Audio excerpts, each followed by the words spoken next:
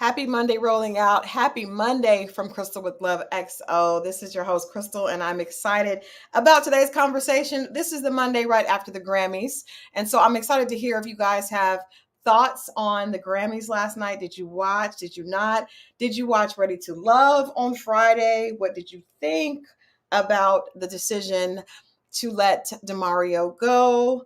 And so much more. And tonight's guest is going to talk about a little bit of all of that with us. But even more importantly, we're going to have just a candid conversation about dating in 2023. You guys know my book drops tomorrow. I'm so excited. The book drops February 7th, Dear Alpha Female. And so while I'm doing press with this, the conversation is all about dating. How do we do it with intent? How do we do it in a way to be authentic and remain true to ourselves and what we want, but yet still be realistic about life? And so we're going to get into all of that. As always, we need the chat to be as interactive as possible. So this can be a robust conversation. But without further ado, I want to bring in my beautiful guest for tonight. She is a media personality as well. You all had a chance to get to know her on Ready to Love Miami. She is the very beautiful Corvaya. Hi, everybody. We're live, right? We are live. Okay, good. I like that. Yes, we are live. I think live, when videos are live, I think you feel like they're actually an active participant in the conversation, right? Right. Get a chance to talk in real time. I know people, especially with Ready to Love, Corvia, this show is one of my favorite reality TV shows because I think people see themselves in the cast, right? We see Oh yeah. we see things that we've done, we see things that we've experienced that have been done to us, and so it's always a great conversation. So I'm so glad that you could join me tonight. Thank you. I'm loving the setup there. Thank you. Welcome to my home. It's just a studio. It's not my home. No, it looks great. And it's great for this type of conversation. But before we get into Ready to Love, guys, I know we don't usually talk about anything else, but it was the Grammys last night. And so Right. I got to ask you first, what were your thoughts? Did you get a chance to watch? Did you just see it on social media? What were your thoughts about the Grammys? Yeah. No, I watched. I mean, a lot of people that watch the show know I'm a digital strategist. A lot of people don't know what that means, but I work for a media company and I strategize different marketing and digital efforts for the company. And so the Grammys is a big deal for us. Sometimes we see the award season as our Super Bowl, So we covered the Grammys from the ground. A lot of us covered the Grammys in different ways from home. I was focusing on email marketing and SMS text marketing, so making sure that we engaged our audience while they were watching the Grammys through those platforms. And so I got to watch. I have to tell you, I shed a tear during Takeoff's tribute. It wasn't a tribute specifically for him. We honored all of the beautiful people that passed away recently in the music industry. But seeing Quavo up there singing, doing his thing with the choir and honoring his brother in that way, I shed a tear. That was the moment for me. Yeah. Yeah. That was a very touch. I mean, and that had to be very difficult for him. Oh my gosh. I can't imagine. This entire situation with us losing Takeoff has been very hurtful. Just because I think there are so many people.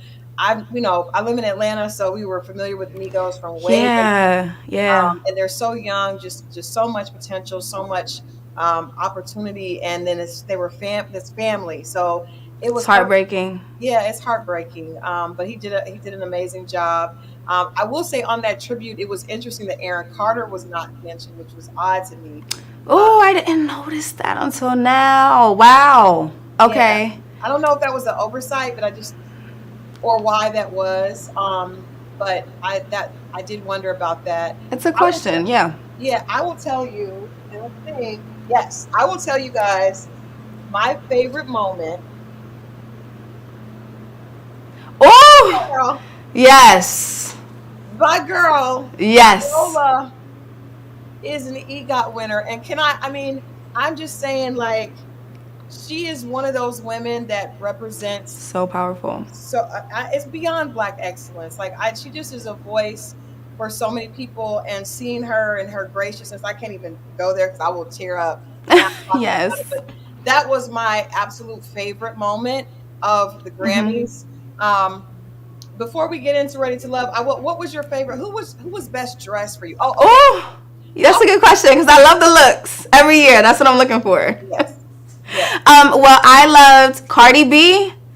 Absolutely killed it. She's a rock star. She's a rap star. She's a beautiful woman, a mother. She's my age, I think. I think she's 30. I'm 31. Seeing her come up the way she's come up is so beautiful to see. And she truly, no matter how rough around the edges she seems or comes off as, she rocks couture like it is nobody's business. So I loved her looks. I also love Lil Usie's look. So he had the spiked hair. We at Revolt actually interviewed him on the red carpet, and he stood true in his confidence, and he said he is waiting to see someone on the carpet who outdid him, and he didn't find anybody. And I just love his confidence. He's an amazing character. Yeah, he is definitely an amazing character. Yeah. I'm trying to think of whose look I am not gonna lie, J-Lo kills it all the time for me. Yes. Because I'm a little, I'm definitely more in around her age bracket. It always looks so flawlessly tasteful and sexy. Yes. She's definitely a red carpet icon that I don't think ever gets it wrong on the red. She just I agree. Everything like it's. I agree. You know what it is about J-Lo too, that I call her my titi, my auntie from another life. Her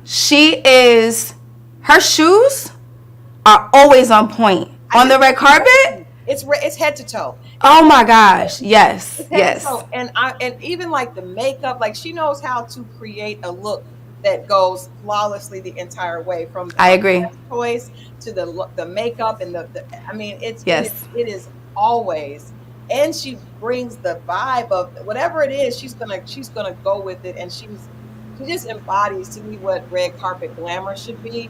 Another favorite moment was seeing Lizzo. Oh yeah. Win album of the was it record of the year? Record of the year. That's huge. It is. Huge. That was huge. And I know that regardless of how much of a superstar she is, I felt like we saw her almost have that moment of me, wow, this record. And that was nice to see that she was humble enough to think that maybe she wasn't as deserving as she is. That was beautiful. I think she's still a fan of the music. I think, we saw her looking like, where's Beyonce? Where's Beyonce? She's still like, she is one of those true artists that really is committed to her craft. Yeah. But, when artists are usually sensitive and don't always know, like you have to go with your gut. And I just think that she's super talented. And I'm also excited. I know one of the songwriters, Teron Thomas from Rock City, wrote that record, and I had a chance to work with him early on in his career. Nice. So amazing. I'm so happy for that whole team. But Grammy's out the way. I know. Yes. Ready to Love. We saw. First of all, I'm going to ask you about Friday's episode. Now, I was actually in Barbados. I told you I had a chance to spend some days in Barbados, but I made sure that I watched Friday's episode. Wait, so it's Friday when I was eliminated? Yes. Okay, I didn't see it. What happened is they had you carried over to Friday. I saw episode 4. Yes. Right. So then you left at the beginning, and then DeMario leaves at the end. Oh! I didn't know that. I didn't watch the episode yet. I have to catch it. I think my whole family. I think we checked out. We're like, oh, she's going home? Okay, we're done. We got plans this weekend. Because we've been getting together as a family. The first 2 episodes, I had watch events. I had a watch event in Orlando, and I had a watch event here in Miami. And then the next couple of episodes, my family got together, and we watched it as a family. But it's been a lot. I mean, straight after work, we're getting the crab boil. Somebody's cooking. The kids are there. It's been a whole thing every Friday. So I think we took this last Friday as a break. We were like, okay, we're doing our own thing this week. That's fair. Well, let's talk about, I want to ask you guys, and you guys in the chat can let me know what you guys think about Friday night's episode. There's a lot to unpack there, but let's go back to the episode prior when we weren't sure if you were going to leave or not. It kind of left us with a cliffhanger. Right. So first of all, I guess, before we get to that, let's talk about the issue that a lot of people, even in the chat, people have mentioned, is that some of the guys on the show felt like your standards were too high. We saw it in the beginning with Yeah. that was talking about, well, he had a roommate, and you were very clear that that was not the man you were looking for. Wait, who are we talking about? Oh, hold on. I don't remember. Hold on, because this cast, there's certain ones that are quick on the tip of my tongue. Hold on, real fast. Cold Blooded said they were mad she has high standards. That's what social media is saying. Mm-hmm. But let's talk about high standards. What does that mean to you? I didn't really identify myself to be someone who had high standards before the show. I didn't walk into the process thinking to myself, I have high standards. I really went into the process with the standards that I have. Mm-hmm. Didn't really identify them as high or low, just knew what I was looking for. Walking in, being ready to love, knowing what I'm looking for. Next thing you know, the entire internet is like, she has high standards. The men are like, you have high standards. And I'm like, well, maybe I do. And that's okay. Right. I think that high standards to some people is looked at as a negative thing. So I think that's something to dissect, What are high standards? High standards, is it negative? Is it alienating us as women dating in 2023, or is it helping us? Right. Is it healthy for us? Dissecting that, I think, is a good conversation. But I will own, once I started hearing the high standards phrase go around, I was owning that. I'll take that and I'll swallow that, and I am proud, almost to have high standards. Mm-hmm. I'm happy to say I have high standards. I think maybe the producers didn't have high enough standards when they were casting the men. Okay. Not to say the men were not great. I was able to find something great about each of the men. I am that type of person. I walked into that experience. I complimented everybody. Mm-hmm. I smiled with everybody. I had conversations with everybody. But when it came to dating, right, and thinking about my intention in terms of getting to know somebody or allowing someone to get to know me from a dating and romantic and life partnership perspective, yes, I did close a couple of those doors because I just knew we weren't compatible. Right. So I remember telling my parents, I said, when I walked into the mansion for the mansion mixer, it was me and my imagination, right? The cast did the crew did a great job at not allowing us to know who was casted on the show. So really and truly, and I think this may be why it's some people's, favorite show on the network or favorite reality show, because there's an element of truth there. We get there, we don't know who's in that house. Right. My imagination, y'all, I'm thinking Morris Chestnut. I'm thinking all types of things, okay? Wait a minute, Corvia. Wait a minute. She said Morris Chestnut. Flag on the play. Have you seen a Morris Chestnut lookalike in past seasons? I haven't. But that doesn't mean my season wasn't going to be different. This is my time. This is our time. This is a new season. This is a new opportunity. I thought that maybe somebody said, "Did you watch the show?" Okay, I have to be honest. I only watched the season before the first Miami. So the show, the season with Clifton and Joy. I thought they were an amazing couple, and I think that gave me a sense of hope. Clifton is fine. Joy is beautiful. I thought, wow. I want to say, I'm not saying that there haven't been attractive men, because I feel like there have been. Yeah. The show is a true representation of life. We're going to be honest tonight, right? So tonight, we are. Corvaya and I talked a little before. We just going to have a real conversation. Okay, so whenever you go someplace, usually in a room, there's probably, I would say, you can let me know what you think, Corvaya. In a room of men, you go to a club, you go to a lounge, you go to an event, I'm thinking about 20% are fine. Mm-hmm. Maybe, then there's a little bit larger pool of guys that look okay, if they're funny, if they're but right. Don't ever just I've never seen an entire room of just of more. No, I agree with you. And I walked in there with my imagination, right? And I thought These are going to be the most eligible bachelors in Miami. We're in Miami, y'all. Okay. We're in Miami. There are a lot of fine, established men in Miami, okay? So I'm thinking, and I'm somewhat new to Miami as well, but I get to Miami, I get to the mansion, and one guy comes in. Now they're all handsome. There's something handsome about all of these men. I mean, if you guys watched the show, my top connection was Dre. Dre, who works in media, the comedian guy that got kicked off the first time. Yeah. There's something attractive about everybody, and I don't think that the cameras really captured that essence of who I am. I am able to find something attractive about every single man, right? Even if he's not drop dead gorgeous to what society standards are or what I'm used to or what I'm looking for. But I don't think that, I do think there's a gap between the women in terms of how eligible the women are as single women dating in Miami versus the men, Let's dissect that a bit.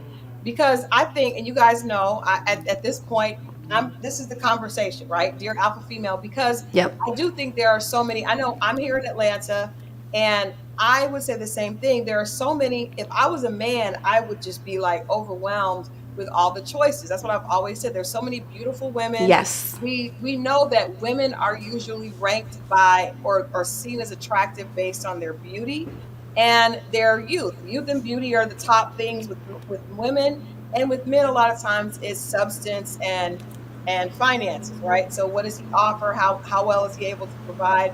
A little more than looks. And so usually when you go into the room, the women are in great shape.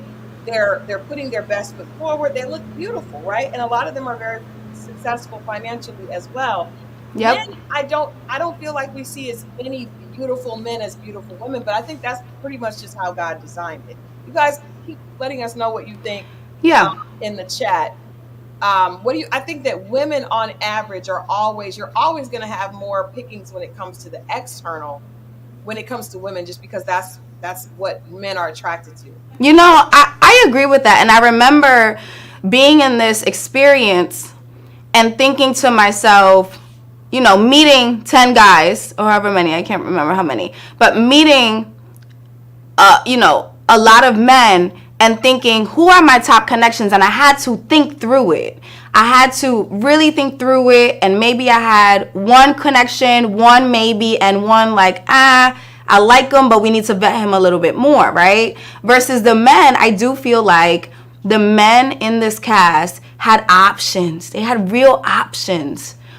If it wasn't going to work out with Marcia, maybe it was going to work out with Corvaya. If it wasn't going to work out with Corvaya, Natasha's beautiful as well. And, all of these women are just so dynamic and beautiful. And I don't know that it was an equal representation, but that is reflective, like you say, of real life. Never do I walk into a restaurant or walk into an event and all of the guys are an option for me. Yeah. Even if we're just going off of the physical aspect, it's always, a smaller percentage. Right, absolutely. Now let me ask you this, because I did think, and I mean, this is just me looking from the outside in, I didn't think that there weren't attractive guys. So the guy's name is, I guess, Lyndon. Mm-hmm. That had the comment about having a roommate. And we saw that early on when you guys sat down and talked, and he mentioned that he had a roommate, and you seemed to immediately kind of cross him off the list. And I think what was interesting was he seemed to be a little offended by that, which was interesting to me. We'll get into Fabrice. Okay, it's not time yet. We'll get into that in just a minute. But right now, we're just talking about initially, like when people see each other, right? I didn't think you guys were not attractive. So I'm wondering, are you speaking when you talk about the men had options? Are you saying that the women didn't have as many options based on something other than just physical? Absolutely. We're not talking about the physical at all. Because if you're really ready to love and you walk into a mansion, right, and there's men and women there, you got to let that physical go out. That physical part has to go out the window. And I told Tommy that, and I think they aired it on the first episode. I said, Dre is not physically what I would normally go for, but that's not what I'm here for. I'm ready to love. I'm ready to find my partner. I'm ready to be in a long-term relationship. And if I'm worried about the physical so much, I'm going to miss out. That's why I allowed myself to connect with Dre, who was eliminated the first night, because of our conversation, our connection. He was hilarious. He's well traveled. He's educated. We talked about living in Japan and working in Japan and being on stages in different countries. He just was so dynamic. I didn't get that from any of the other men. So I think it's not just the physical, it's everything. When it came to Lyndon, it didn't matter if he looked good or not. I am not dating somebody with a roommate at this stage in my life, period. I don't need the context. I don't care. And I let Lyndon know this in a DM. I said it in person to him out loud. I said it on camera. I said it off camera. It is no shade to you. It is nothing personal to you. And I thought that he would take it a little bit better, because at the end of the day, right, we're here in this experience. You can date other women. Let's just agree that we're not compatible. No shade. We don't have to not like each other. I don't need to cry to Tommy to get you out the experience, and you don't need to do that either. We're just not compatible. I think Tony did a great job of letting Tommy know that I wasn't his strongest connection. I'm simply not the woman for him.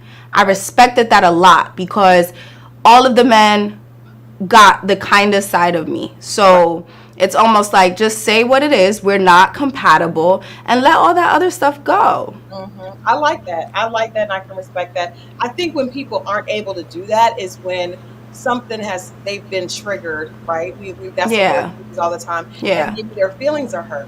And a lot of times when someone's feelings are hurt, male or female, they automatically become offensive with the opposite side. I think we're seeing that a lot this cast so far. I feel like the situation with Lyndon, it appeared that his feelings were hurt. Ego was a little bit bruised. Even we're seeing that with Blake. It's just a whole lot happening in that situation. But let's get back to Dre, because it's interesting. And I want to ask the ladies in the chat and the men and Corvia as well, because this is something we see on Ready to Love and even other shows. So women are able to put looks to the side, right? You said Dre was not necessarily your physical type, but you enjoyed talking to him. You enjoyed the fact that we know he's well traveled. He lived in Italy. He's artistic. He's personable because he's on radio.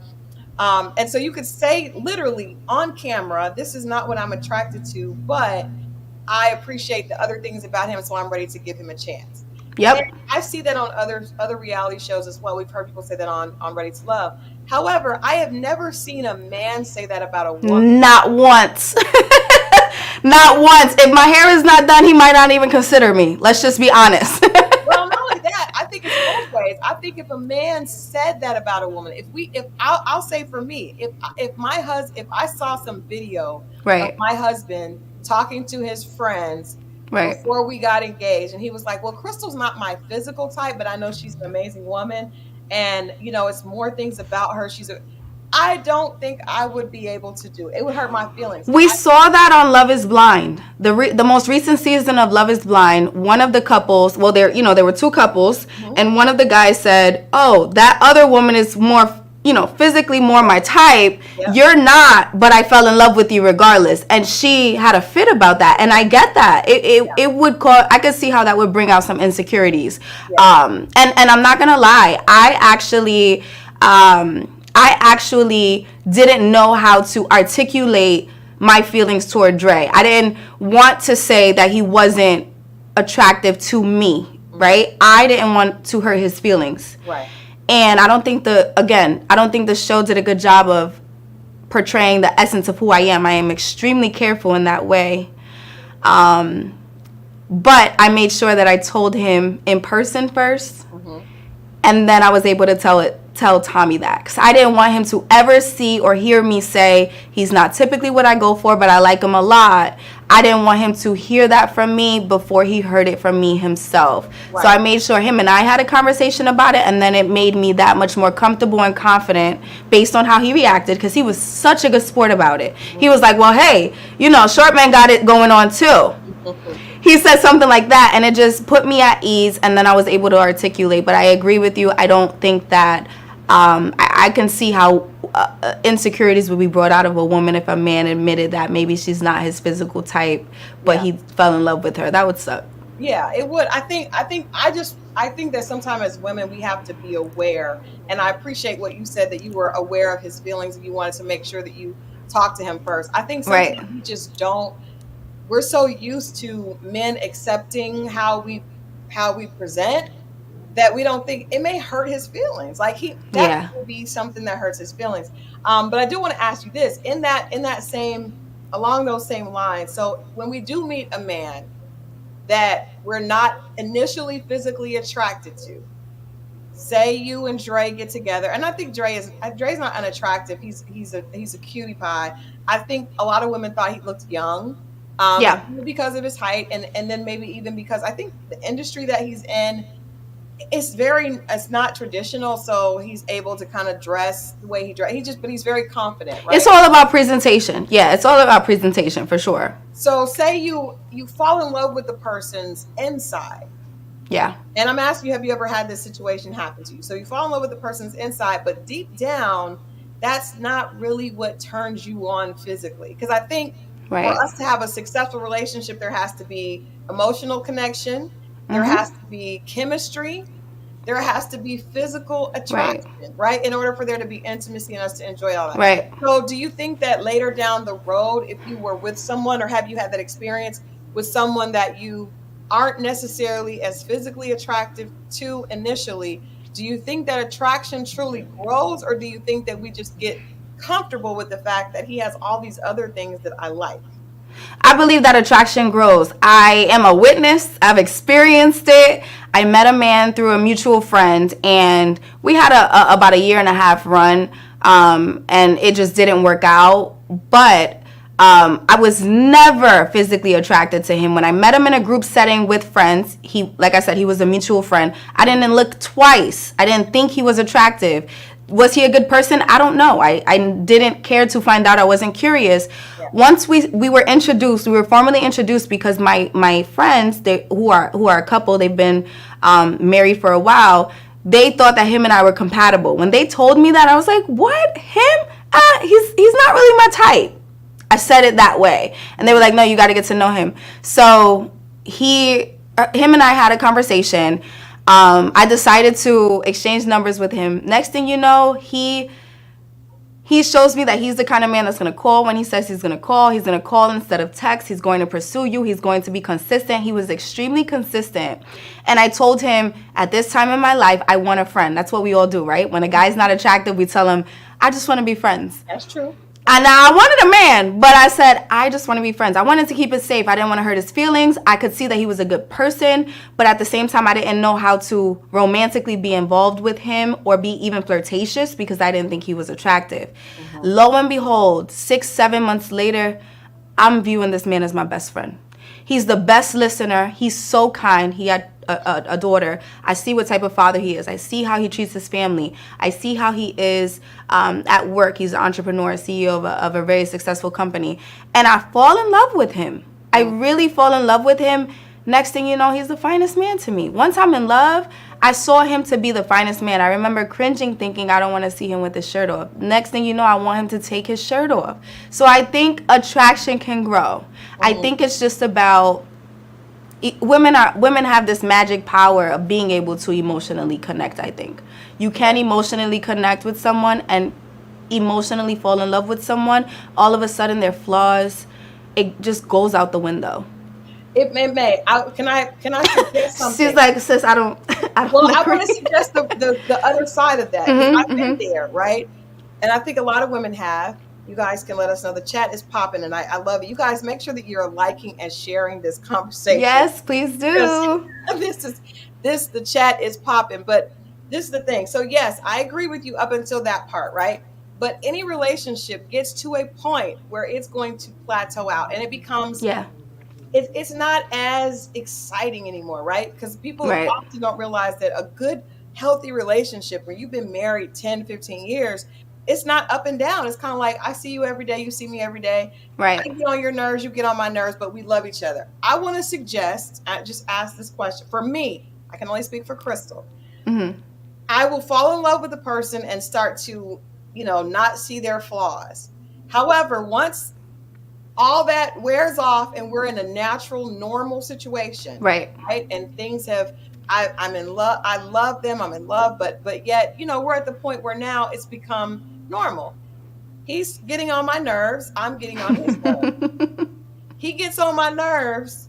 I look over and see that chest situation that I didn't like. It's gonna make me not have patience, and that I get that. That could be me being a bit superficial. I'll cop to that as a Libra, but I do think that it's easy to make adjustments when we're in that honeymoon phase, right? Right. We accept something that is not really what we want. Once you get to a point in the relationship where you hit that maturity level.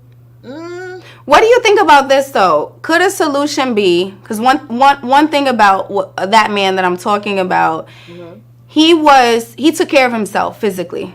He ate well. He was in the gym all the time. So could a solution be that they get better and better with time because they're taking care of their bodies? I mean, that's almost a non-negotiable for me. I want a man that takes care of himself. Right. If you if your nose is not what I need it to be, or your eye shape, or your frame of your face, please be in the gym, take a run, go for a walk. I think that helps a lot. Even the grooming part, where you shave, how often you shave, when you get a haircut, all that makes all the difference. So I think that could be a little solution to that. It does. It's funny because I was dating this guy that had a very big stomach, right? Oh. And I was not happy with the stomach. And no. I remember saying, he was saying, I'm going to get a 6-pack by the summer.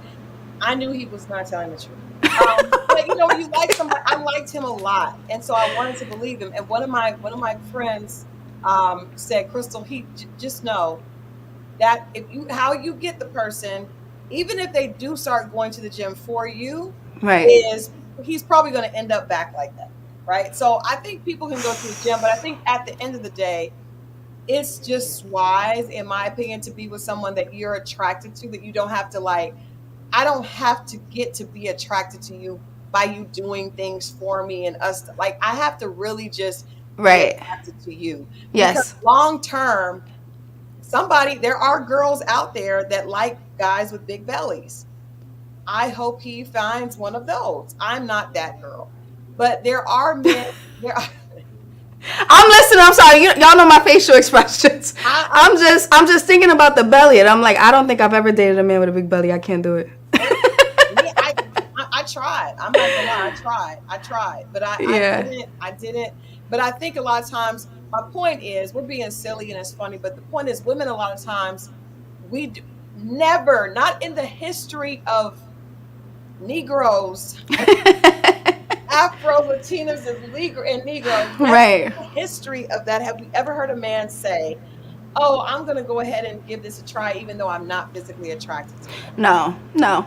Men are physical creatures, and I think someone had commented that, and I 100% agree. They are physical creatures, which is why it's important for us as women to take care of ourselves as well. But I think it's also important for us to acknowledge what we want, because when you accept less than what you truly want, later you're going to be like, damn it.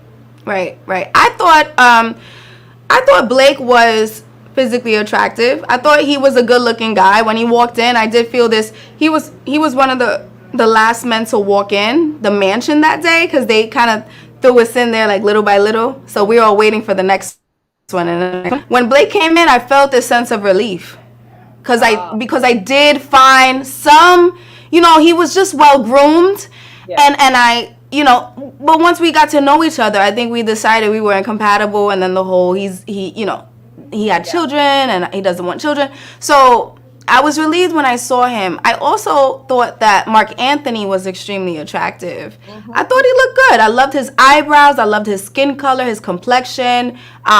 So the whole cast wasn't trash. Let's just throw that out there. I mean, there was some nice looking men on there. Yeah, I think so. Let's talk about you and Dre, because we didn't get a chance to see much because Dre left super early. Tell us more, because we heard that from him. We got a chance to hear about Really? I didn't watch it. What'd he say? definitely enjoyed you guys' conversation. Like I said, we Yeah. talked to him right after he left, right? So, Oh, okay. but what I liked about Dre is that he's really comfortable in his own skin. He And I is. think that is a really attractive thing. And I think that everybody is attracted to different things. For some women, height is not a requirement. A lot of women Right. it is, but not every woman, right? And Right. you're not Correct. super tall. You're kind of a little tiny thing too. 5'3". I say 5'5", but it's 5'3". Yeah, you're a tiny little cutie little Thank girl. you. So yeah, like so let's hear a little bit more about that because of course we always are waiting to see like if there was a connection and they both left, like maybe Yeah. Dre, I don't know if he told you guys this, but Dre, well, let me not start with the end. I'll start with the beginning. I was, like I said, I was kind to everybody. I didn't necessarily approach any of the men. Like, there were times where I was sitting at the mansion in the corner by myself, and the producers would tell me, please go up and talk to so-and-so. And I would say, absolutely not. I'm here to be pursued. The man can come up to me if he wants to have a conversation with me. Okay. So I would sit there. Dre comes up to me in this awkward moment of just like, what do I do? Dre comes up to me. He starts conversation. It was the comedic relief that I think we all needed. The energy is heightened there. Everyone wants to make sure they look their best. They're putting on their best representative. They want to say the right things. Everyone's just self-absorbed in that moment. And I don't blame us. We're on camera, for Christ's sakes, But Dre brought that comedic relief that really helped me to get comfortable with him.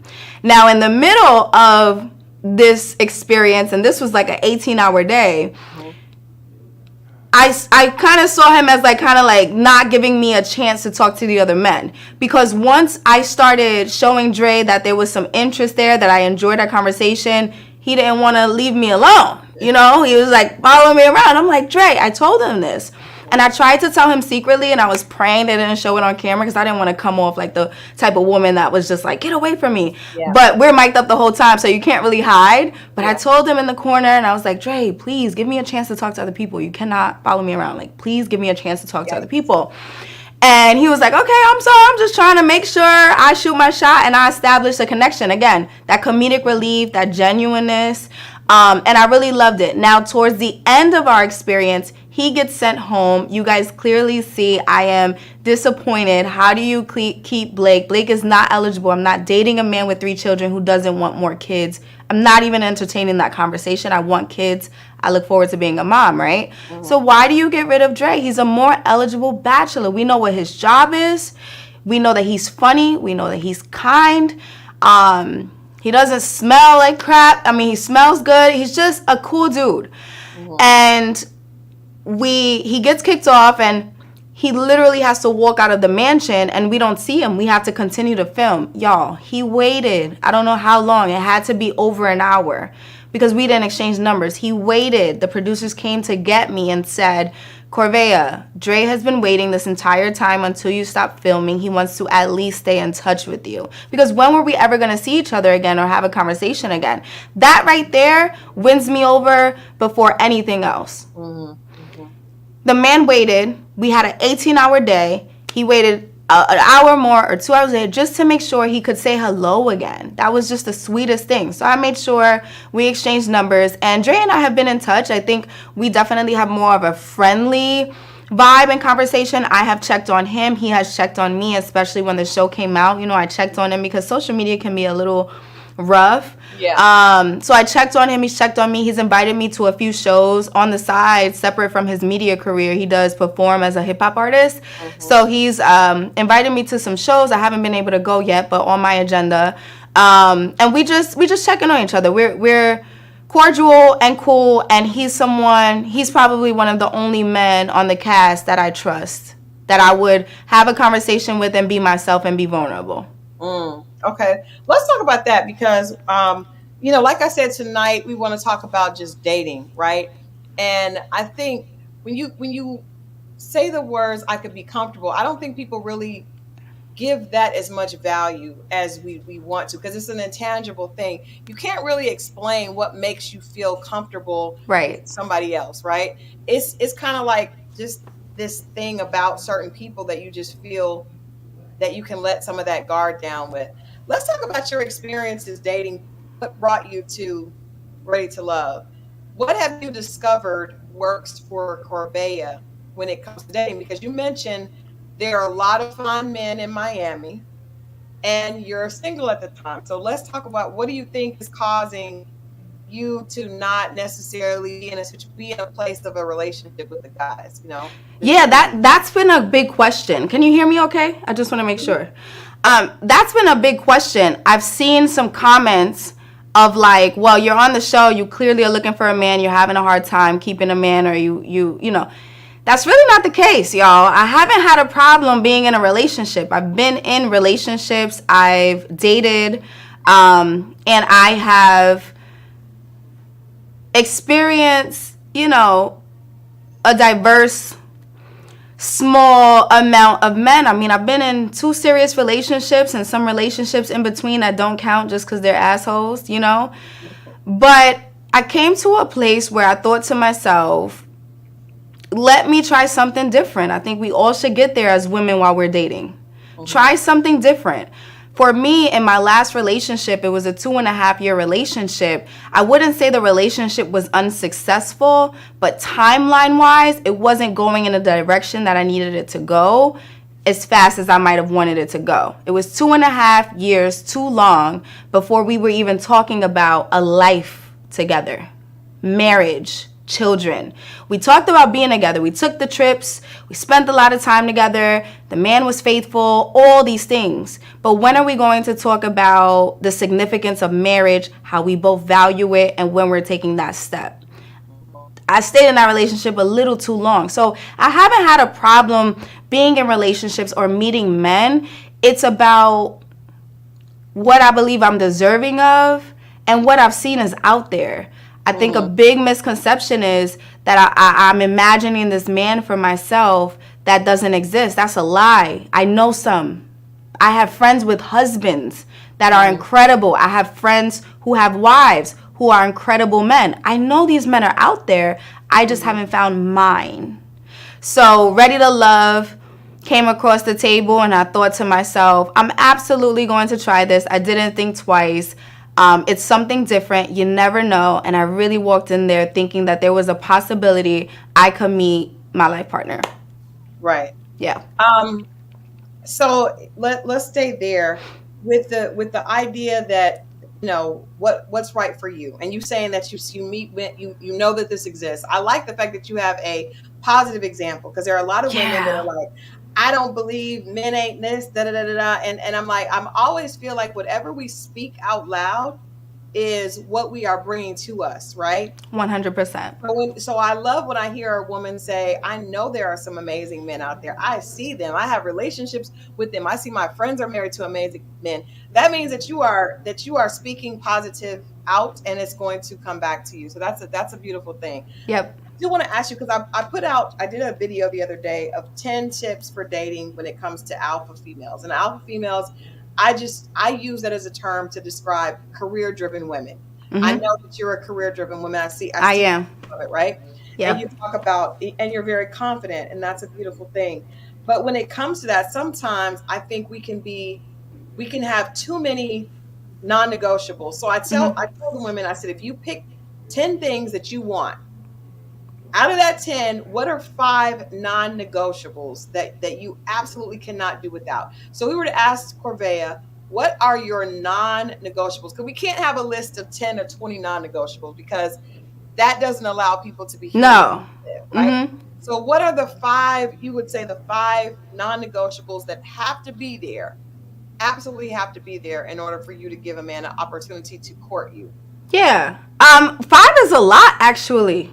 I think my non-negotiables are heavy. They're big. They're big deals, right? I know I have 3. Let me see if I can come up with 5. 1 is emotional intelligence. Okay. It's a non-negotiable for me. Be able to communicate your feelings, even if you don't have to communicate your feelings in the moment. I get that. For Black men especially, it's hard. They're still learning how to articulate how they feel in the presence of a woman, in the presence of a crowd, all of those things. But be able to process your feelings and communicate them when you're ready. That's a non-negotiable. So emotional intelligence is there. You guys know therapy is extremely important to me. The second one is financial security. I know that, you know, there are several people that came, you know, that were coming at me like, she wants money. It's not about that. Think about it. If a man is not financially secure, we've read the books, we've talked to our grandfathers, we've talked to our fathers. If a man is not financially secure, he's not even going to be the kindest, best man he could be. He's not where he needs to be mentally. Just like men are physical creatures, men are financial creatures. Money's not important to me. Money's important to men. Why wouldn't I want a man who's financially secure so that I could get the very best man out of him, right? So financial security is important. I would actually view somebody like Dre more financially secure than a lot of the men on the cast. I'm still not even sure what some of the men do. So at least Dre got a job. Do they not have jobs? I don't know. It's all very blurry. You don't know. Yeah, it's giving reality TV. A lot of people come on reality TV because they're trying to create a career. Yeah, and that's okay. And that's okay. And I didn't press the issue. I never, not once, try to dig into, you tell me you're this, I'm gonna just take your word for it, you know. But anyway, so financial security is a non-negotiable. I think the third one is, you know, a man being honorable. I love a man who feels like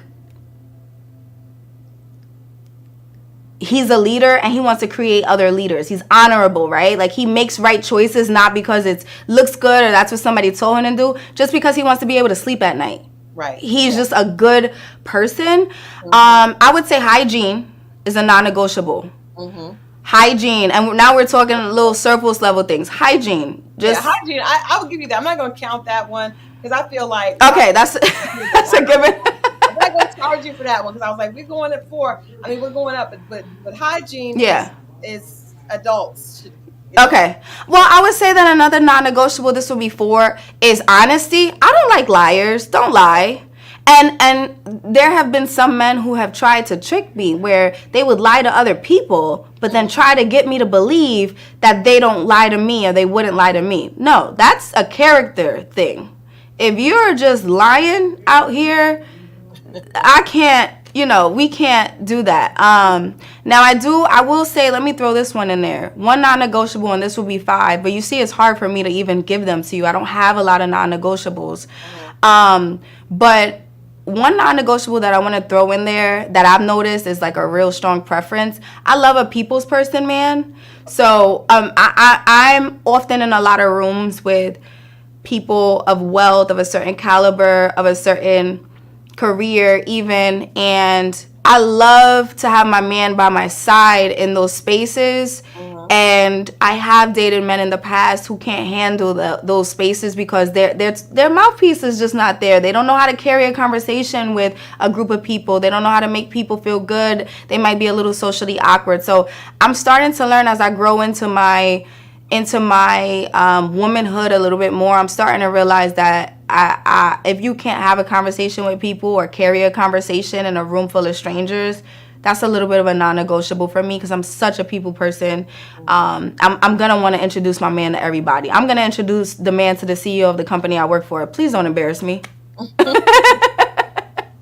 So that kind of goes to like social maturity. Like it's now some people are just introverts and they may not feel comfortable. It's one thing if they don't enjoy that's not their thing. But what if a guy was like, well, I don't really like going to a lot of social events and doing all that networking, but if you need me to come, there it is. The times that you need me, but that's not who I am. I have one of my mentors, she's married. She was a former boss of mine. She still remains a mentor to me. She's more like a friend and a sister now, but still I see her as a mentor. I'm always tapping into her to learn more, and more than ever I've been reaching out to her for relationship advice. She's married, she has a son, she has a successful faith-based marriage that I admire. I love her husband, and I've reached out to her for relationship advice, and something she told me that would never leave me was, sometimes you have to put your Obama on. This is a power couple that we all respect, and sometimes things are not right at home. But when you have to go somewhere, you throw on your Obama coat, you do what you got to do as a couple, as a family, as a unit, and then you go back home and deal with whatever you got to deal with.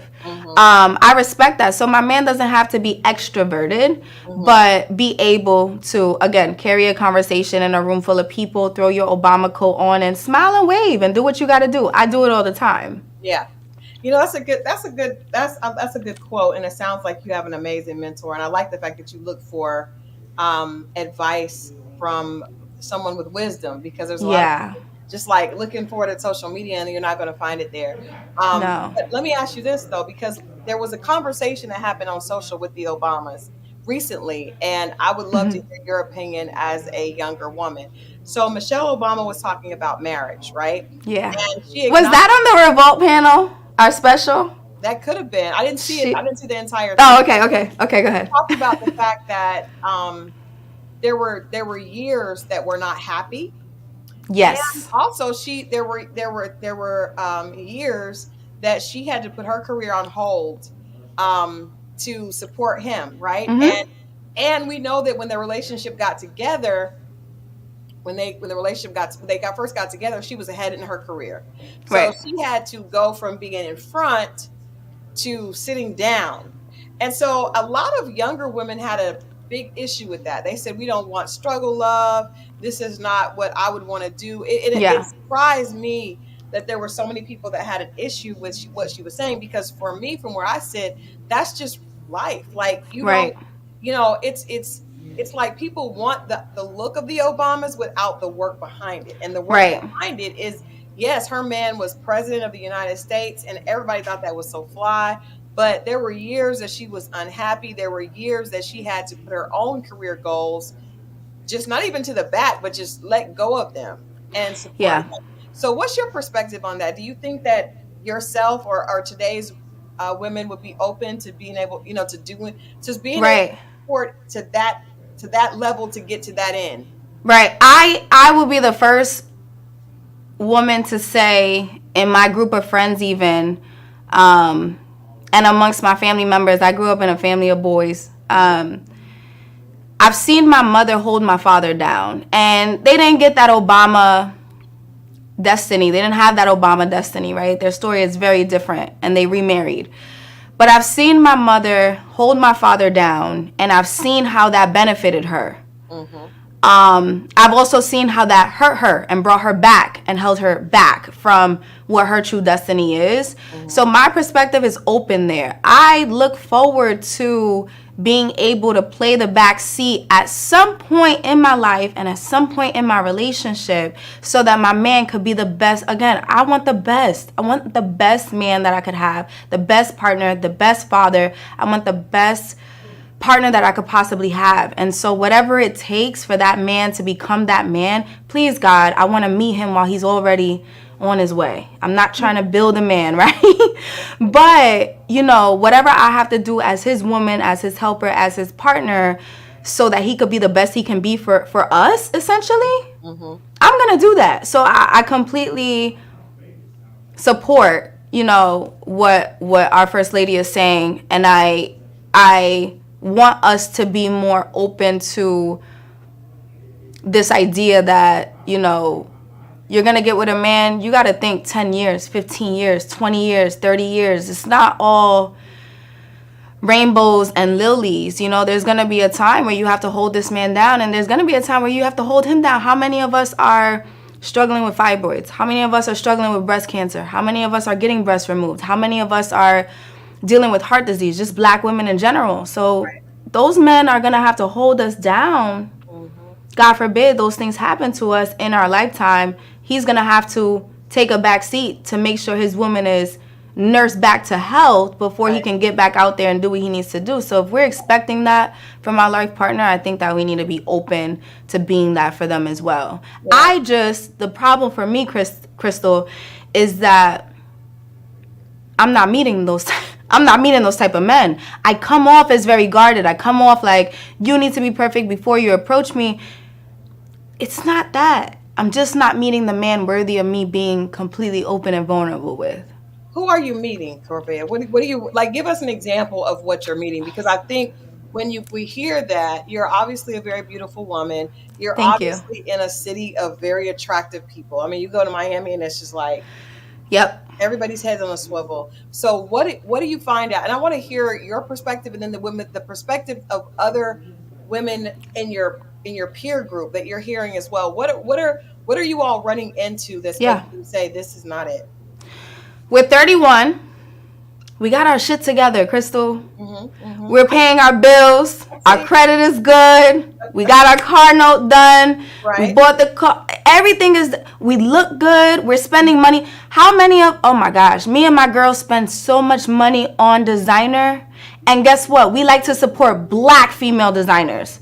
And then we get condemned for it. But it's like, we just trying to support Hanifa. We just want to wear a $900 Hanifa dress, you know? It's not that we're materialistic. We're embodying what our mothers and our aunties and our grandmothers wanted to be. This is exactly who we are.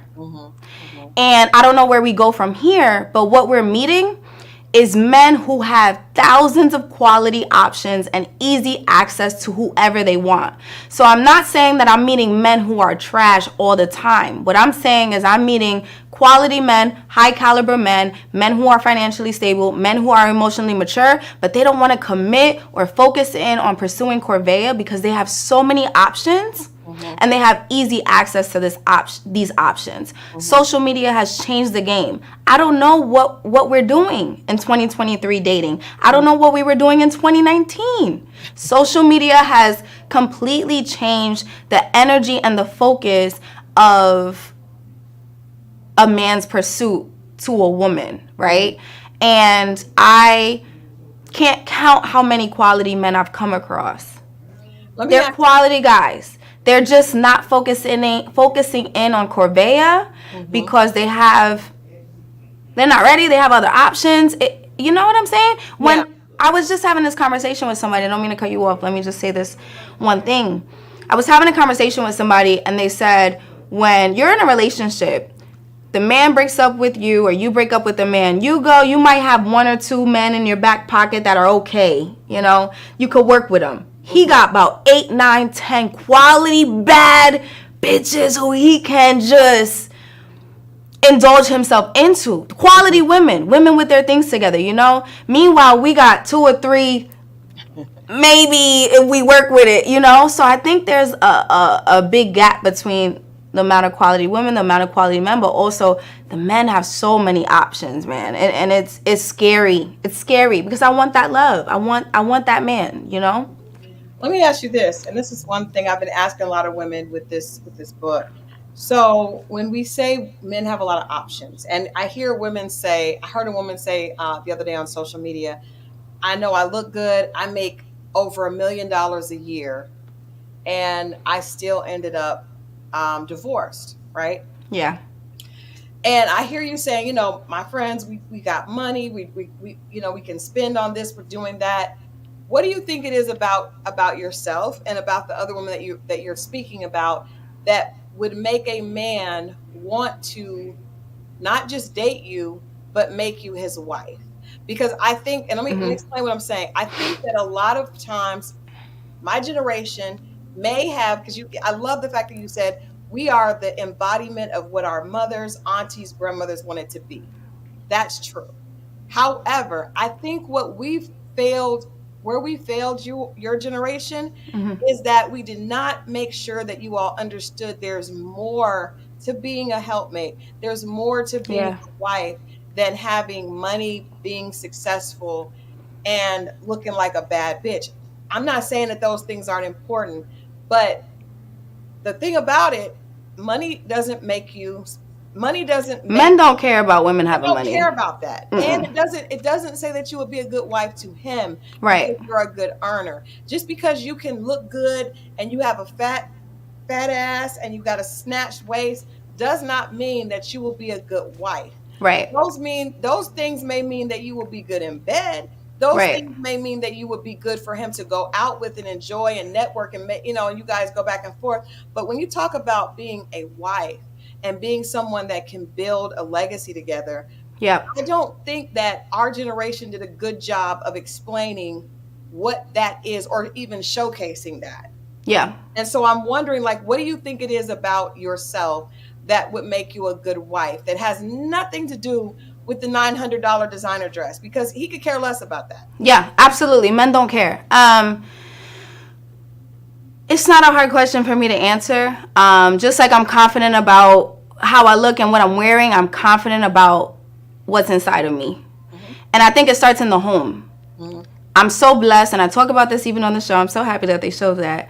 But I talk about my upbringing. Mm-hmm. My mother and my father did a great freaking job when it comes to making sure that their daughter was on the pursuit of success, but also humble enough to know that it's important to be a good woman. It's important to be a kind person. Mm-hmm. I think that what makes me a wife, to me,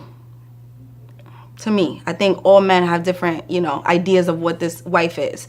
But what makes me confident that I could be a good wife or a good partner to a man is how loyal I am. I'm not curious. My eyes are not everywhere. I don't care about the options. I only see you. So that loyalty is there. Mm-hmm. The commitment is committed as I am to my career. As much as I pour into my job, as dedicated as I am to that, mm-hmm. that's for you and more, right? Mm-hmm. Also making sure that the legacy that we're building, the seed that you're planting, the kid, the son, the daughter, mm-hmm. is the best representation of you as humanly possible. That makes me a good wife. I also think about the little part, the inner child in me that never goes anywhere. My ex-boyfriend loved peanut butter and jelly sandwich. It wasn't a day he went to work that I did not have a peanut butter and jelly sandwich ready for him with a little note inside. He hated the notes. He didn't care about the notes it wasn't until about a year and a half later after our relationship, he wrote me a birthday card and he mentioned the damn notes. And I was like, me pouring into him every day like that in those small ways, because that's the little girl inside of me. That's the little girl that has a crush on this guy, That's the little girl inside of me that I don't let die. I'm writing this man notes on paper towels, putting it in the Ziploc bag, cutting the peanut butter jelly in half and giving it to him and sending him off to work every day. I remember him acknowledging that a year and a half later and just saying how that added positivity into his life, that no matter what was going on in his day, it lived in him.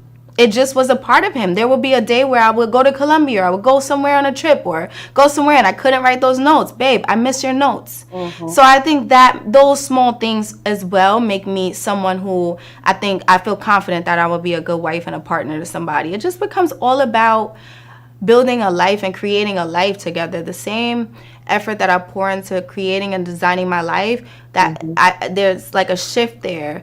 And I really do, y'all. I really do look forward to pouring that into a person. Right now, I see myself pouring so much into my career and my brand and the way my closet looks and the house that I'm building and the car that I'm paying off. But that's what I have to focus on. I don't mm-hmm. have that partner, that family. I'm ready to make that shift. Yeah. The opportunity's not there. And I also have seen myself become a much better big sister. I've relocated to be a better sister. My little sister is 13. She's in 8th grade. She'll be in high school soon. Mm-hmm. And I see myself making sure I spend that time with her. We binge watch shows together. I'm doing her hair. I'm having life lesson talks with her in the car on the way to school. I'm volunteering to take her to school. And it reminds me how beautiful of a partner I'm going to be. Because mm-hmm. pouring into her shows me that vulnerable side of me of, I just want her to be great. I just want her to be amazing. I just want her to know she has somebody to lean on. I'm going to do the same thing for my husband. I like that. That's a beautiful, I'm not going to say answer because I think that was you speaking from your heart. Yeah. I think that, we only get what people show us, right? Yeah. And so if the majority of our time is spent, and this is just my opinion as a little bit of an older sister giving you that, my perspective. But if I do all this to prove that my closet is fly and I'm leading with all of that, then that's what people see, right? That's what they get. And I think that a lot of times we have to become, I tell men, like when a man is saying when a man is a player and he's like, oh, well, as soon as I find the right woman, I'll stop being a player. That does not It don't work like that. that don't work. You are what you are, You are player. what you are. So I would say, even with women, and this is from somebody that has been that and is still struggling with that, when we focus so much energy in getting stuff and making our career this, not that we shouldn't be career minded, because I think that's part of, if you are that chick, you're always going to be that chick. Like, I'm Yeah, going for to be, sure. that's just who I am. But I do think that if we lead with work, work, work, I'm this, I'm that, I have this, I have this, I have this, then we're not showing those other parts of us. I believe that the most beautiful part of Corvea is probably the part that you don't showcase as much, because we know Right. external is beautiful and we know she got the closet that does this and does that and does that, but that doesn't really speak to how you can hold a person down, how you can get completely vulnerable. And I think on the show, some of the guys said that they didn't feel like you really showed them your real self. Even when I feel like you were attempting to do that, maybe you didn't feel comfortable with the guys that you were Mm-hmm. paired up with. But Yeah. I believe that when we as women get to a point where we can show up as our authentic selves, regardless of who Mm-hmm. we're with, that's when we're really in touch with who we are, right? And that's when we don't have to lead with the stuff and this career, because so many men are like, I don't care about the fact that you They have. don't. They really don't. I stopped. Number one, I stopped asking them what they do, and Mhm. number two, I stopped talking about what I do on dates. I don't do that anymore. It's a rule Yeah. for me. I think. I think you make a good statement. It makes me want to ask you so many questions. Right. I feel like there might be a nugget there. I'm not getting the nugget yet, but I want it. Mhm, mhm. So, leading with what people don't usually see, I remember during the cocktail mixer, when we walk into that mansion, that the guys got the best version of me at that mansion because I was leading with myself. I was happy to talk about anything. I was willing to talk about anything. I was kind, right? When it came to them pursuing me, Mhm. so now we're talking day 8, day 10, I get a text from someone. Now I am paying attention to the way they communicate with me and using that as a tool to decide whether or not I'm going to open up or not. So Mm. now I do get close, right? After that first introduction, I'm hoping that you got the grasp of who I am and that you're going to take that and pursue me the way I deserve to be pursued. But now I'm getting a hey, how are you 4 days in a row. You have nothing else to talk about, no other questions for me. You're not picking up the phone to call me. I'm not opening up to you. You're Mhm. not going to see any more Corvea. That is the bare minimum for me. So Mhm. I did see that in my experience, right? Where some of the men may have been interested in me, but they would text me hey and leave it at that. And I'm like, I don't even respond to heys. What else you got for me, right? Right. So it's almost like I wanna hear you out and I want this nugget. I want this nugget of advice. But I'm like, well, what do I do? How do I lead with that? How do I show men that, right? Mhm. Without putting myself out on front street Mhm. to be fully to be dismissed is what I'm saying, right? So you pour all this and then he's still saying, "Hey, what you doing?" or WYD. I know y'all get those texts, people in the chat. Y'all Yeah. get WYD. Hey, how are you? Don't hey, how are you me to death, Yeah. bro. Yeah. Ask me another question, right? So, what am I missing? Well, I think I would say this, Corvea. I think that number one, when you say initially that the first day the guys got the best part of me, I think then it would be interesting to see their perspective of that. Because Right. I think a lot of times as women, we assume that we know what men want. Right. Usually we do not. So that statement, Yeah. very confident, like, I know on the first day they got the very best. I would be interested. And I think that Mhm. that would probably be, because I agree with you. I don't think that you should respond to people not being genuine and not being seriously interested, right? And Yeah, seriously interested, we right? all know what that feels like when a person is sending you the HRU or WYD. I don't even like the Good Morning Beautiful, because Oh God, don't. I'll block you. you have sent that out, sir. You have forwarded that text. I'm good on that. But Yeah. I do think that a lot of times, and I believe that, I've been an entertainment publicist for years, and people always say the edit made me look one way. And I know for certain, dealing with people that are on television, usually the edit is just it's a magnified version of what you're giving off. Now, it may not be that that's really who you are, Right. what you're giving off. And so when you walk into a room, if men are assuming that you're materialistic, or men are Right. assuming that you're status driven, there is something that you're doing that is causing them to think that. Now, and that's where I think that you have to do the work, right? The introspection, to figure out, what am I doing? Because we've heard even on this interview, and I love everything that you're saying, but you're acknowledging this is important to me. The clothes, the job, the look, Yeah. this is important to me. And that's in essence what the guys were saying. Yep. I think, yeah, it would be interesting to hear what their first impressions were. I really do believe that as women we don't have to do too much. You show up, you be kind, you stay in your femininity, you're gracious. I think that's really all it takes sometimes. I gave much more than that. I do think you have to be authentic. And Yeah, you have to be real. I think that I will say for me, because I'm just meeting you here. I will say for me, when I was in that place of, I'm working all the time, I'm focused on my career, and I'm in entertainment, so it looks this way. That is a turnoff, not because I'm not the kind of person that brags or does that kind of thing, but it's obvious to a person where my like, where your heart is, there where your treasure is, there will your heart be also. And so a Okay. person that is truly like driven by the external, it's going to be difficult for somebody to get a real connection with them. At least Yeah. you'll get a person that's on some BS, because guys that are true and genuine are often going to be turned off by that, right? Right. She's doing so much chasing. The career is one thing, but the accoutrements that come with the career are a different thing.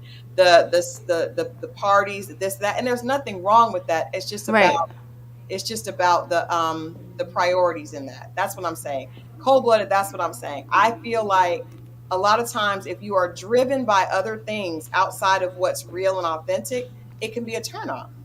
And I think Yeah. I got really lucky and really blessed, because at the end of the day, as I'm growing and learning more about myself, and you notice that even in this interview, I never say one time that they edited me how I am, that they did me dirty or did me wrong. I am 100% what you see on camera. It's just they take some things out that I'm like, I wish I would have added that part of the sentence. But I can own this character that they portrayed on camera for sure. I'm happy. I actually am extremely proud at how it all played out. But I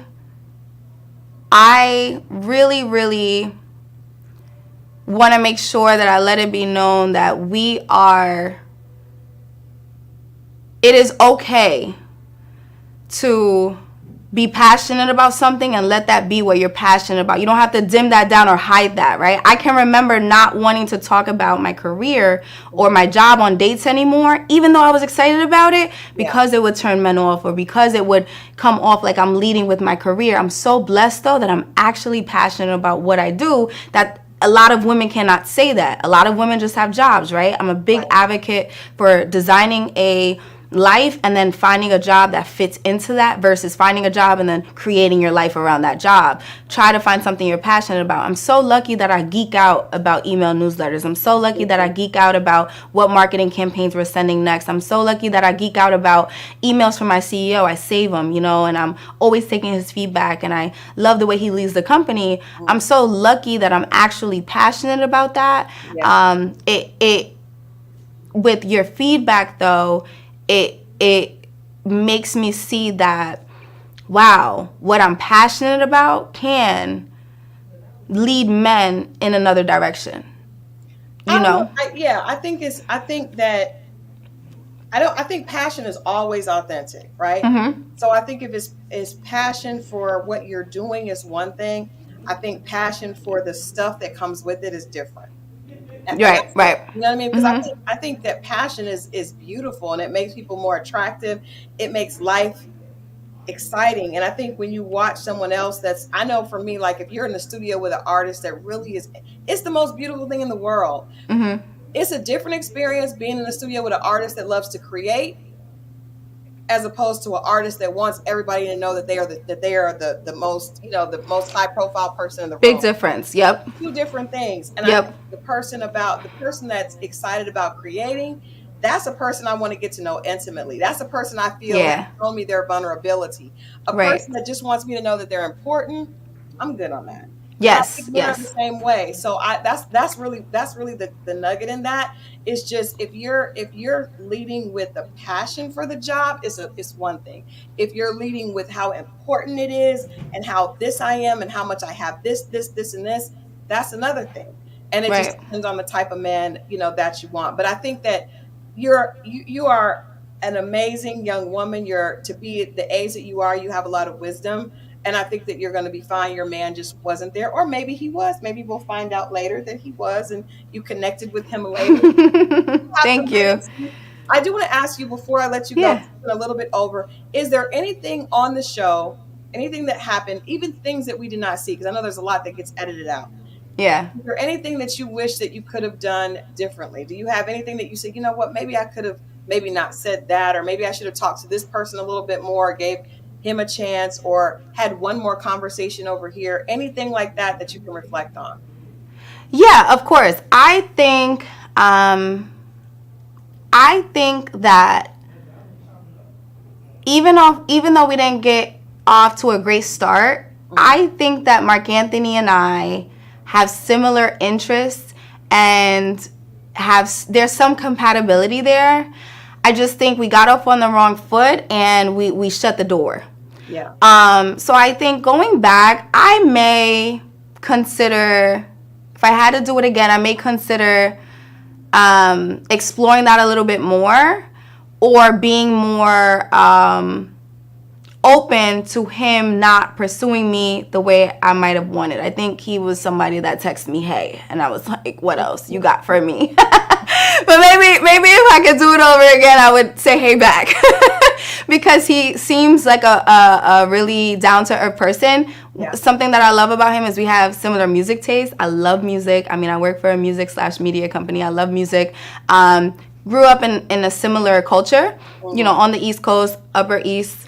And we speak the same language. Sometimes we have friendly conversations and we're talking like we're not homeboys, because I'm still a woman, but we're talking like we've known each other for a while. And I've always thought of my life partner being someone I was friends with first. So he definitely gives me a friend vibe, but not someone I would keep in the friend zone, because he's fine too. Yeah. So going back, I might explore that a little bit more. Okay, I like that. Anything that you learned, and I know it wasn't a long experience, and it wasn't an experience that showed us the totality of Corvia, but did you learn anything about yourself during this journey so far? Yeah, I learned, I don't think it's something I didn't know, but it was interesting to see over and over. I am extremely honest. I am brutally honest. It is a part of who I am.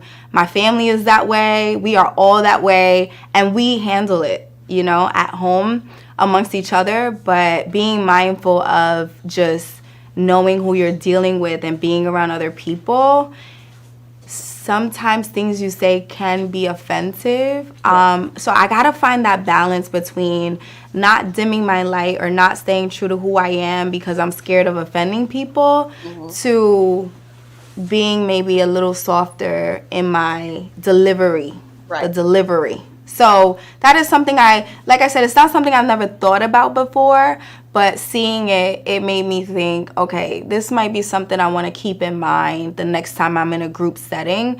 My girlfriends will tell you, I'm the one that's going to say the hard stuff in the group chat. I'm the one that's going to say what everybody's thinking in the group chat. Like, girl, you want some BS, get your stuff together and figure it out, And there are friends that I have that really admire that. They come to me for that sometimes. Yeah. That hard, raw, real truth. Just finding that balance of always being honest, but not, knowing the space, knowing the space that you're in. Yeah, and considering that other person's feelings, that's key.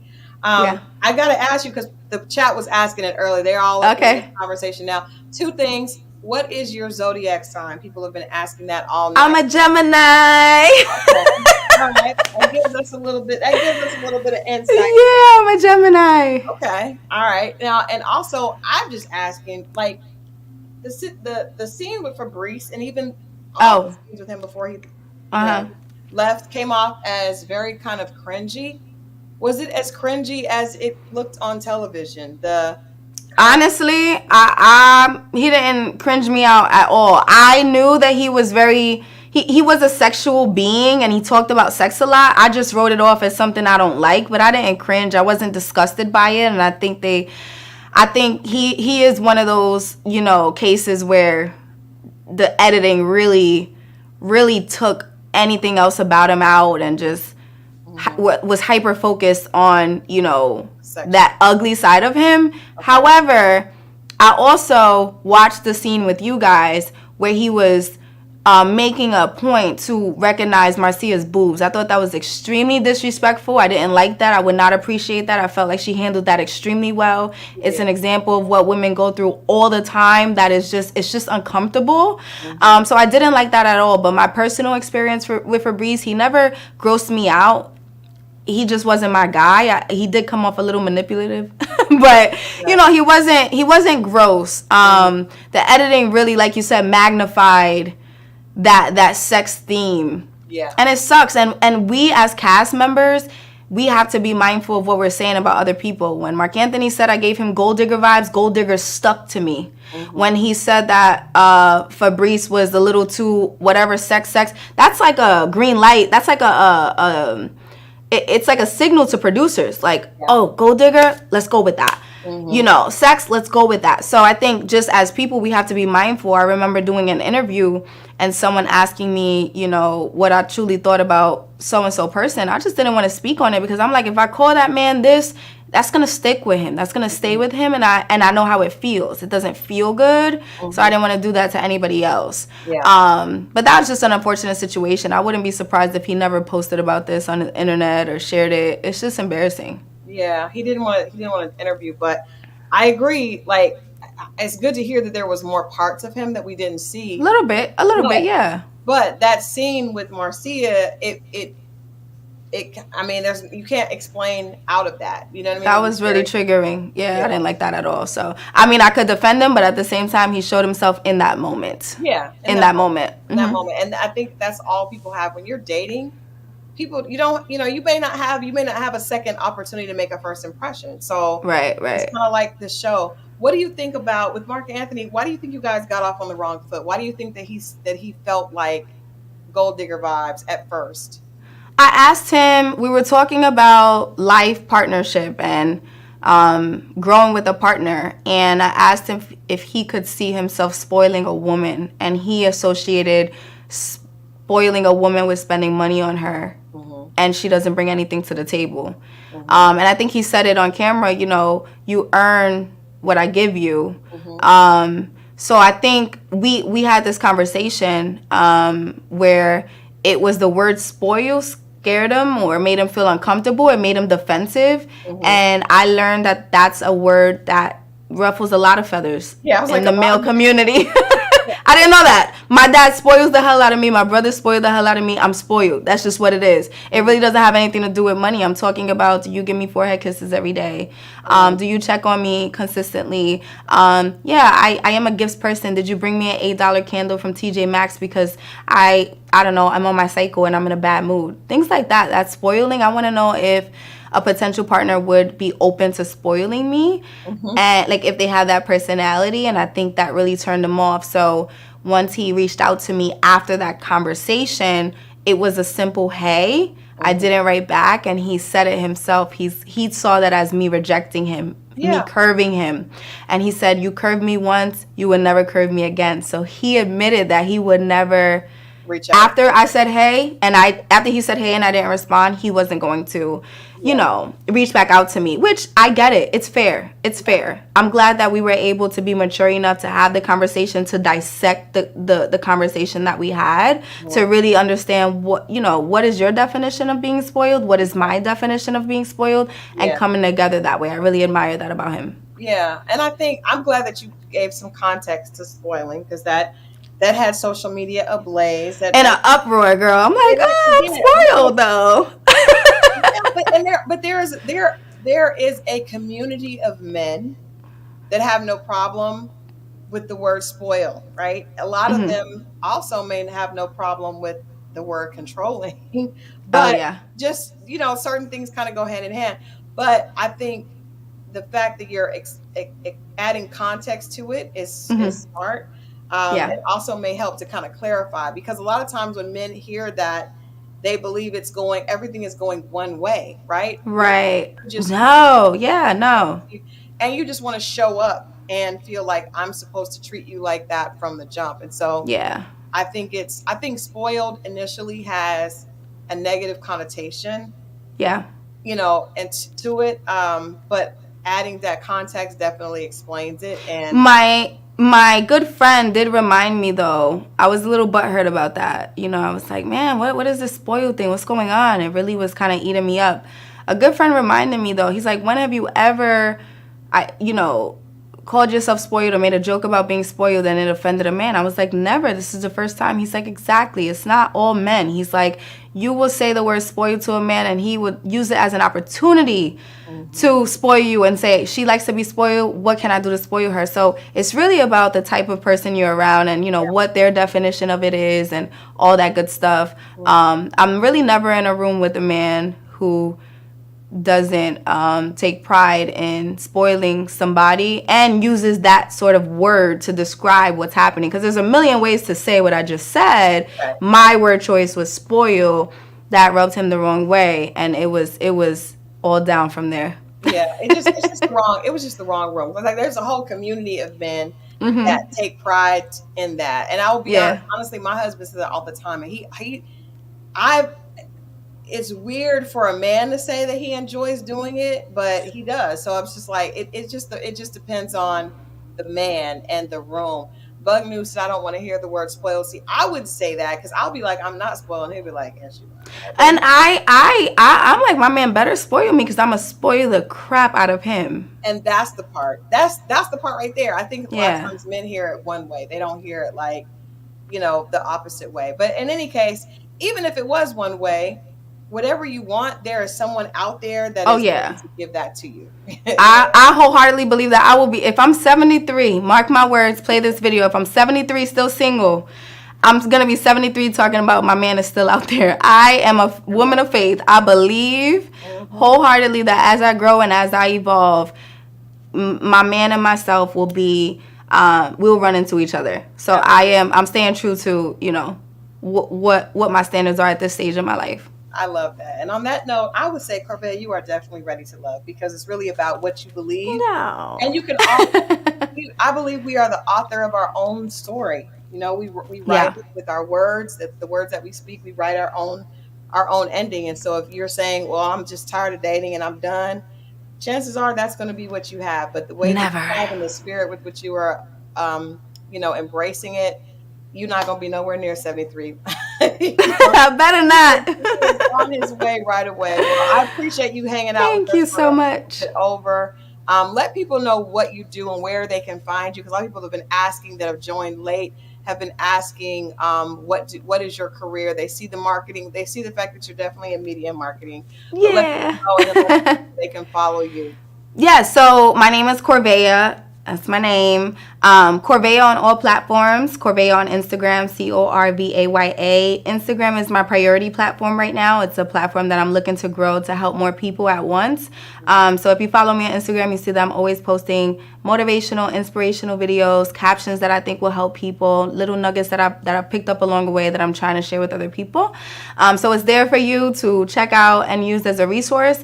Also, there's Corvaya.com. I have some downloadables there. So I just dropped my Life by Design goal tracker. It's a goal tracker that I've created, that I've used over the years, of questions that I ask myself to identify my goals. So I made that available to everyone else. And work-wise, I am such a nerd. I am a digital marketer. Currently my title is digital strategist, manager of audience development. So I focus on making sure we engage the Revolt audience, you know, this Black unapologetic community of people, of men and women, and making sure that we are monetizing our audience and bringing revenue into the company without actually asking people for money. So how do we make money for the company without asking our fans to give us any money? So that is my focus. I've been in media for 13 years. I have experience in writing, reporting, video editing stories. That's my bread and butter, my jam and juice. I love that. I love that. Well, like I said, I love your attitude. I love your spirit. And I Thank know you're you. going to be coming back to chat with us I soon will. about love. You have to And make congratulations on the drop of your book. Tomorrow, Thank you. Alpha Female comes out. I'm Yes, excited. I'm going to thank get my copy. I'm going to read it, and I'm going to share all the things. Because I thank know you. there's some nuggets in there. Yeah, I'm definitely going to send you a copy. And like I said, I'm coming to Miami at the end of the month. Okay. We're working on that documentary. So I definitely want to have you as a part of that. I think it's important to get Absolutely. conversations from women. And I think we just have to be honest about what is happening out in the dating world. This is not saying you are. I love the fact that you are unapologetic about this is what I want. And this is what I know I deserve. This is how I've Yeah. been treated by the men in my family. I have this confidence and I'm not going to dumb it down. And that is the key to women not ending up on the other end of a bad relationship or settling. Yeah. Or in a divorce. Right. I mean, all of those things because what Yeah. happens is when we lower our standards, it's never right. It always ends up with us being on the other end of sadness and then having to get out and then starting all over again Yeah. and breaking your self-confidence down. So you are 100% on the right path. Your man Thank just, you. probably wasn't there in the first couple of episodes. So we're going to give We'll work on it. We'll figure it out. Keep y'all up to date on my dating Yeah, life. keep us posted, and you guys make sure that you go and follow. I love that Go Tracker. I think that's really dope.